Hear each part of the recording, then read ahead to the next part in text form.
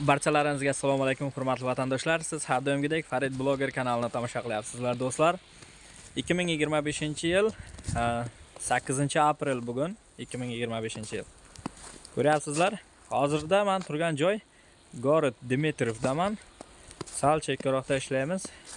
O'shaning uchun mana O'zbekistondan, Tojikistondan kelayotgan akalarimiz bo'lsa, yoki kelmoqchi akalarimiz bo'lsa Moskvaga ishga, shunda ham bir sal qalinroq kiyimlaringizni olib olishlaringizni aytardim. Ya'niki ko'ryapsizlar, qishi bilan qor yog'may turib, pashti yoz keldi degan mahalda o'zi qor yog'ib qoldi-da do'stlar.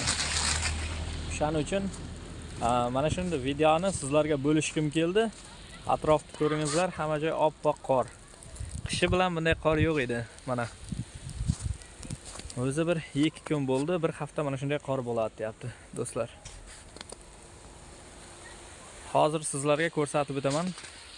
Yana bu atroflarda qorni ko'ryapsizlar, qanday chiroyli, hamma joy oppoq qorga burkangan do'stlar.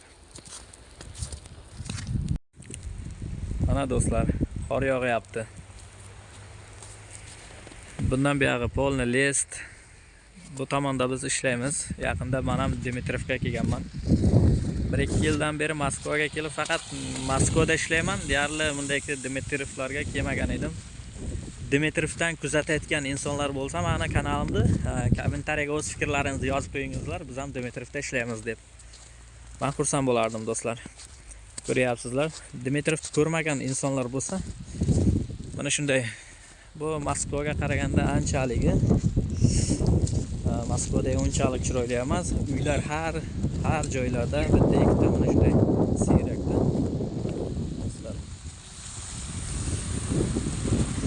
Va nihoyatda yoz yaqinlashayotgan pallada qor yog'ishiga nima bilasizlar? Moskva pagoda o'zi Rossiyada ko'rasizlar, pagodalar o'zi mana shunday. -5 gradusmi, 7 gradusmi mana shunday minus darajada. Dmitrovdagi uylar ko'p zdanyalar bu yerda, binolar.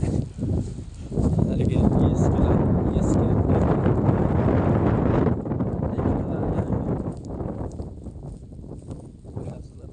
ancha bo'ldi mana shu YouTube kanalimizga video qilmagan edik.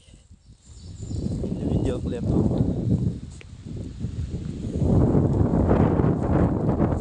Kanalda yangi insonlar bo'lsa, albatta kanalga obuna bo'lib qo'yingizlar va bu video rolikka like bosib qo'ysalaringiz men juda ham xursand bo'laman do'stlar.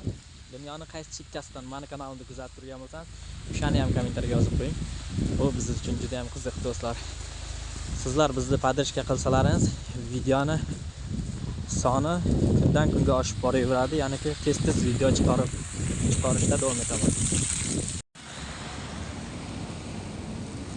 Ko'ryapsizlar, eski domlar. Mana bu Palasa yo'ldan Palasa yo'lga chiqdim. Mana atrofda ko'ryapsizlar, uylarda dachalar ko'p. Qolaversa, etaj uylar bor, mana bunaqa.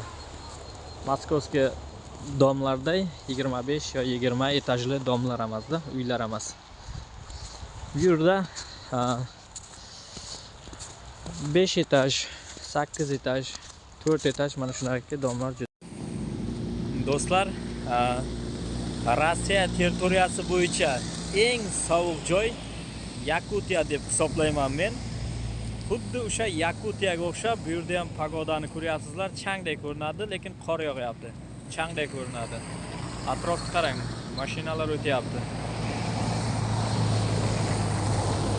Uylarni ko'ryapsizlar, xuddi o'zimizda uylarga o'xshaydi.